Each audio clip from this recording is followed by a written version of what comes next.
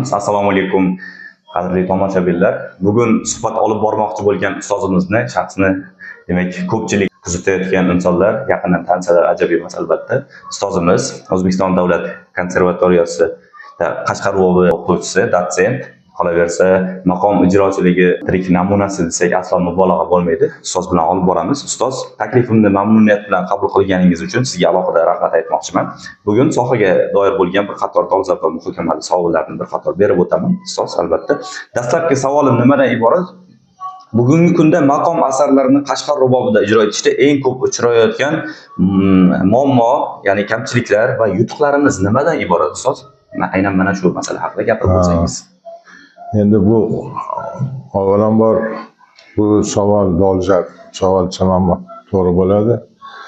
Sababki mana shu 15 yil, 20 yillarning ichida konservatoriyada, mana shu O'zbekiston Davlat konservatoriyasida bir katta bir nima deydi, islohotlar, o'zgarishlar bo'ldi desam ham to'g'ri bo'ladi. Sababki mana o'zbek xalq musiqalarimizni, mumtoz kuylarimizni oldinlari unaqa ko'p chalinmas edi. Asosan mana shu o'zbek kompozitorlarimizni asarlarini chalishardi. Bu o'zbekcha kuy chalyapti degan tushuncha bo'lardi, bo'ldi, o'sha programmasida shu narsa bo'lardi. Lekin haqiqiy milliy koloritda chalishlar mana shu 15-20 yildan beri mana endi rivoj topib, hozir ravnaq topishga oldida turibdi albatta. Endi bu shunaqa narsaki, bu bitta qirra bu ham. Qirra nima, qaysi qirrada? Masalan, mana o'sha konservatoriyada o'qiydigan mana shu har bitta talaba mana shu butun mana shu Yevropa kuylarini, dunyo kuylarini chalganda bular hammasi akademik uslubga kiradi. Akademik uslub deganimiz endi butun o'sha Yevropani ular milliy ruhi desak ham xato bo'lmaydi. Milliy ruhda chalingan Yevropaning kuylarini akademik uslub. Ya'ni dunyodagi o'sha butun chaladigan kuylar akademik uslub bo'lsa, bu maqom chaladigan maqomdan shu o'zbek mumtoz kuylarimizni, xalq kuylarimizni bularni boshqa yo'nalish bo'yicha chalish kerak bo'ladi. Buni yo'nalishi hammamizga ma'lumki an'anaviy uslub. An'anaviy degani o'zimizni xalq, o'sha xalqimiz ichidan chiqqan xalqona bir juda bir yoqimli, har bitta xalq o'zini xalqini kuyi yoqimli bo'ladi-yu. Qaysi millatga mansub bo'lishidan qat'iy nazar. O'shaning uchun mana shu milliy ruhni saqlagan holda, mana hozir oldin o'sha akademik uslubga ko'proq urg'u berilgan bo'lsa, o'zbekchani chalyotgan o'zi chalyapti-da, urg'uni akademik uslubga berib qo'yapti. Ana o'shanda hali o'zbekcha narsalarimizni milliy ruhi yetarli darajada bo'lmaydi-da. Mana hozir o'sha an'anaviy yo'lda chalyapmiz ham o'zbekchani, milliy ruhda chalyapmiz. Bu akademik uslubni chetga surib ham tursak bo'ladi hatto. Biz an'anaviy chalyapmiz ham, an'anaviy ijroga shunda o'tib olishimiz kerak. His qilishimiz kerak. His qilgan holda, o'zimiz his qilgan holda chalsak, ana o'shanda o'zimizning milliy koloritimizni chiqarib berishga harakat bo'lgan bo'ladi. Ana shunaqa narsa bo'lish uchun mana hozir oldin o'sha bitta yo'nalishda ketgan bo'lsa, hozir ikkita yo'nalishda o'rganishlar bo'lyapti. Bu demak yutuq bu bizning san'atimizda qanaqadir yutuq. Ikkita yo'nalishni bemalol olib borish. O'sha yo'nalishda demak o'zining san'atini namoyon qilish, ko'rsatish bo'ladi. Bu albatta yutuqqa kiradi, bu plyusga kiradi bu. Tushunarli. Ustoz, yuqorida ta'kidlab o'tganingizdek, an'anaviy va akademik ijro aynan mana shu ikkita yo'nalishni alohida ajratib ko'rsatish o'zi qanaqa masala deb o'ylaysiz? Hozirgi paytda biroz muhokamali, biroz ya'ni ikkilanishlarga sabab bo'lgan, ya'ni dolzarb masala desak aslo mubolag'a bo'lmaydi hozirgi vaziyatda. O'zi mana shu menimcha, meni o'zim fikrim bo'yicha mana shu o'rta ma'lumotga kirishdan oldin, o'sha musiqa maktabiga kirishdan oldin o'sha sozandada o'sha milliy ruh o'zi bo'lish kerak-da, ichida o'zi bo'lish kerak shu narsa. Mayli ozmi ko'pmi, lekin bo'lish kerak o'ylayman-da, bu meni o'zimning shaxsiy fikrim. Biz kelganimizda butun o'sha xalqi narsalarni og'zimizda etib yurardik hammasini. ichimizda etib yurardik. Keyin bir asbobga o'rgangandan keyin o'sha etib yurgan narsalarimizni asbobda chalganimizda o'sha milliy ruh jo'sh urganini o'zimiz biladi o'shani.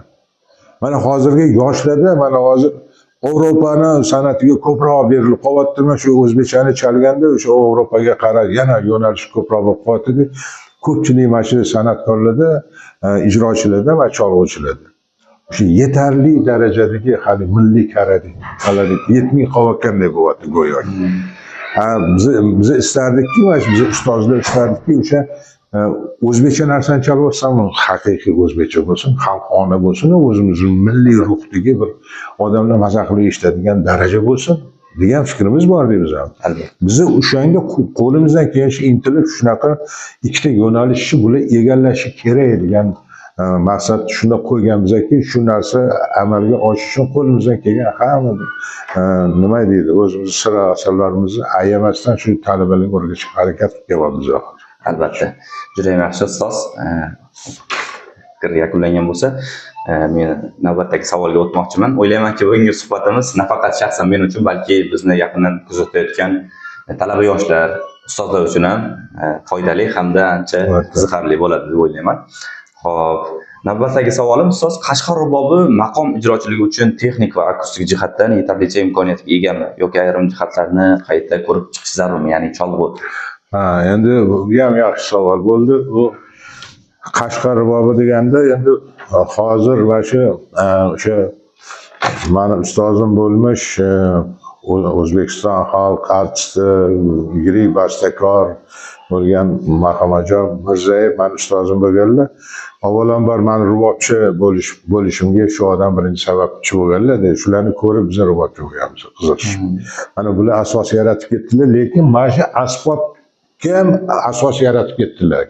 Keyin mana shu asboblar hali milliy ruhda chalinadigan asbobga aylandi bu. Bu oldin Qashqar rubobi o'zi bittadan simi bo'lgan Qashqar ruboblarda o'zgarishlar ko'p bo'lgan deb mana.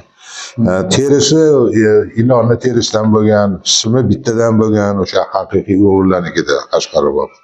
Keyin mana bu pardalar temir parda bo'lmagan, mana o'sha parda boylanadigan bo'lgan. Milliy kaloritda qilingan, lekin bunga o'xshagan hozir bunga o'xshagan jarayondorligi unda nisbatan ancha kam. Mana shunaqa jarayondor qilib yaratishligiga asos yaratib ketdi-da shu ustozimiz.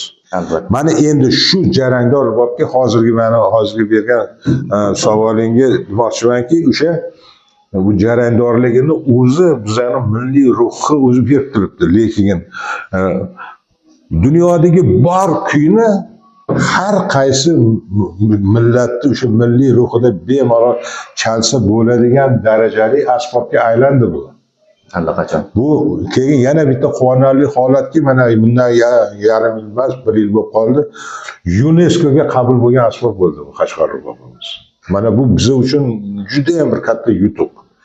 Men o'ylaymanki, kelajakda mana ko'p asboblar hammasi UNESCOlarning o'sha anaqasiga kiradi, o'sha ichiga va shunaqa bizning ko'pchilik tashabbuskor olim domlalarimiz orqali shu narsalar kiradigan mana fikrlarga men o'zim ishongim keladi. Xudo xolasa bu narsa yana rivojlanib ketishi kerak bo'ladi. Endi mana shu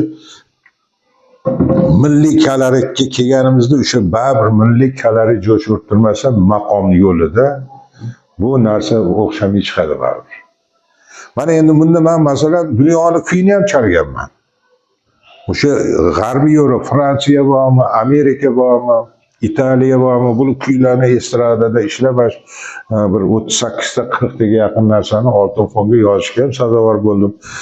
Mana shu rubobni o'sha zapslarimni agar eshitsanglar, o'sha zapsdan o'zingizlar xulosa qilsanglar bo'ladi. Qaysi millatga milliy kaloriti qanaqa kerak bo'lgan bo'lsa, o'shani berishga harakat qilib chalganman men. Nega deganda men italyancha chalsam, bitta italyancha emas, 5 ta 6 ta italyan kuyini chalib, o'shalarning xarakterini o'rganib, analiz qilib, undan keyin men yozardim narsalar.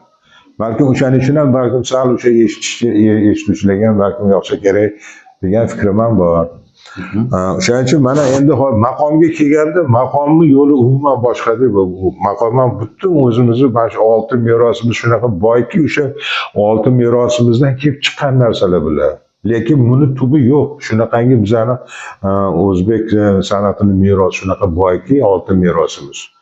Bulardan biz oqilona foydalansak yana bir ayni muddao bo'lamiz, deyman. Albatta. Shuning uchun qo'limizdan kelchi mana hozir harakatimizni ayamasdan kelyapmiz. Tushunarli, juda ham yaxshi ustoz. Navbatdagi savolim nimadan iborat? Maqom asarlarning asl ruhini saqlagan holatda ularni yakkanoz Qashqar rubobida ijro etish jarayonida qanday metodik, ya'ni uslubiy yondashuvlar muhim ahamiyat kasb etadi? Va shu o'rinda ya'ni bir-biriga bog'liq bo'lgan ikkita savol bor. Bugungi yosh ijrochilarda aynan maqom asarlarning ichki maromi va falsafiy mazmunini yetarli darajada anglayaptimi? Sizningcha bunga nimalar to'sqinlik qilmoqda? Ya'ni yetarlicha yoki anglayapti? Mana shu rubobda o'sha maqomlardan o'sha shuba, taronalar borku maqomda. Shubasi sal kichikroq, tarona kattaroq. Haqiqiy agar nima deydi? Boshlanishini oladigan bo'lsak, saraqbor degani va saraqbor har bitta maqomi 6 ta maqomning boshlanish qismi bo'ladi. Mana shu saraqborlardan kelib chiqadi.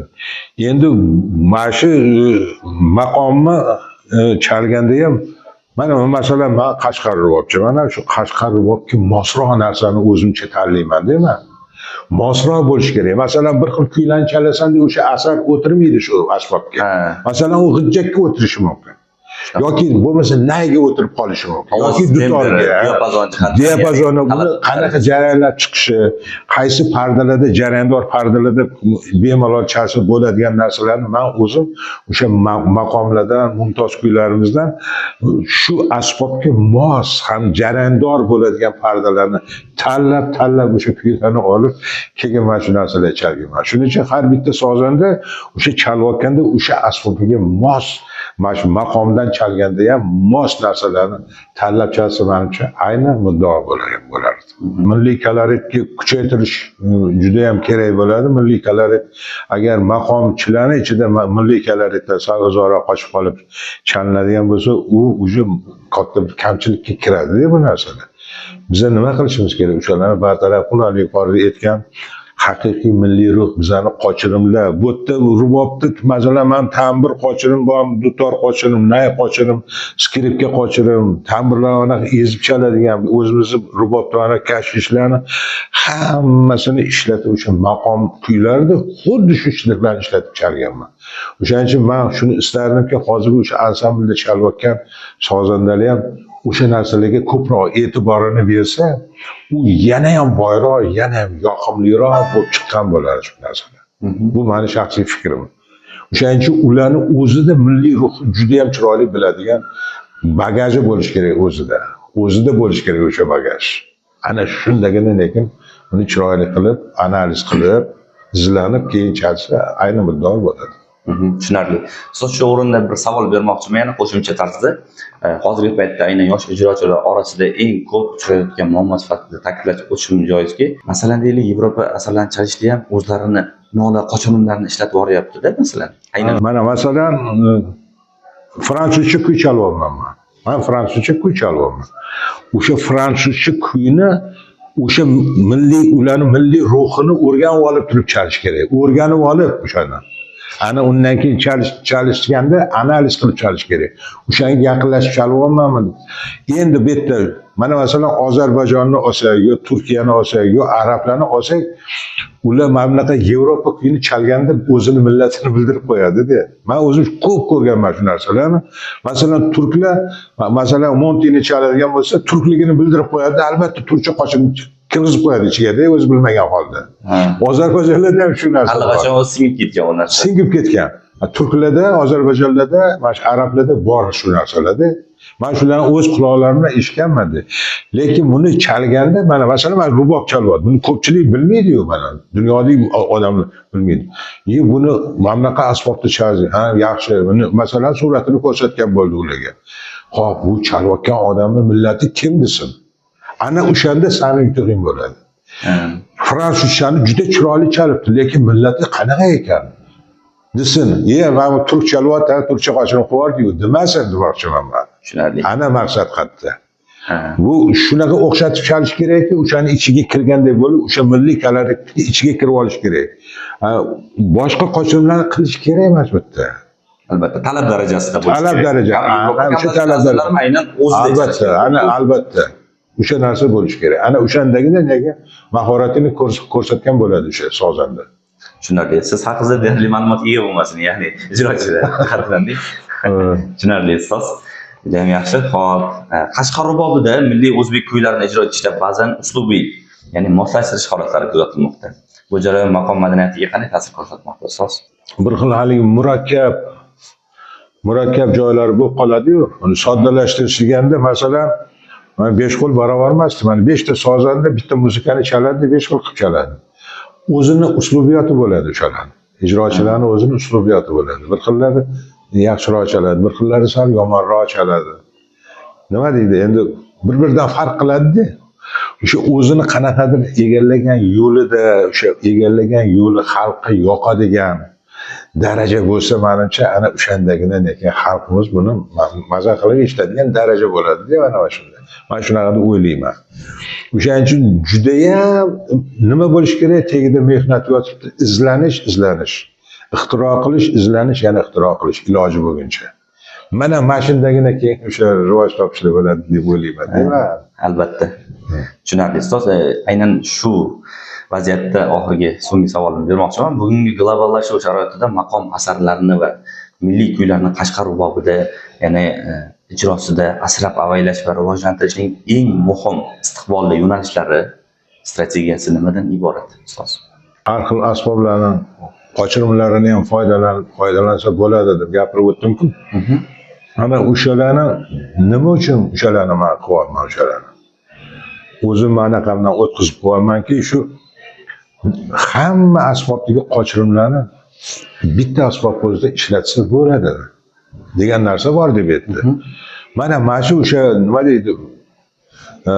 Muzikani yana ham haligi yoqimli bo'lib chiqishlariga, qanaqadir maza qilib eshitadigan darajasi bo'lishiga qanaqadir sabab bo'ladi deyman-da. Ne deganda faqat rubobni o'zini hali yo'llari bor, uslublari bor-da, o'sha uslubdan u yog'iga hech kim chiqmaydi-da, o'shanaqa chalaverishadi.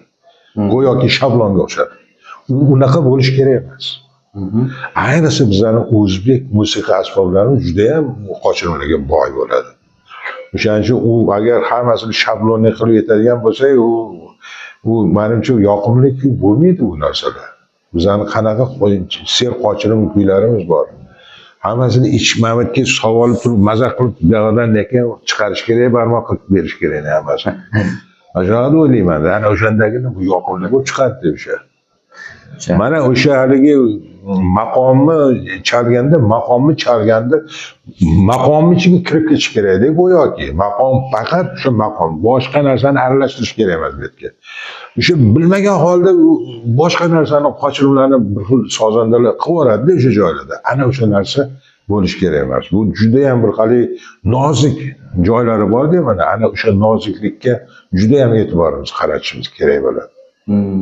Tushunarli. Aynan shu jihatlarni inobatga olgan holatda albatta keyinchalik ustoz shogird an'anasi o'laroq demak yoshlarga ham ta'lim berish kerak.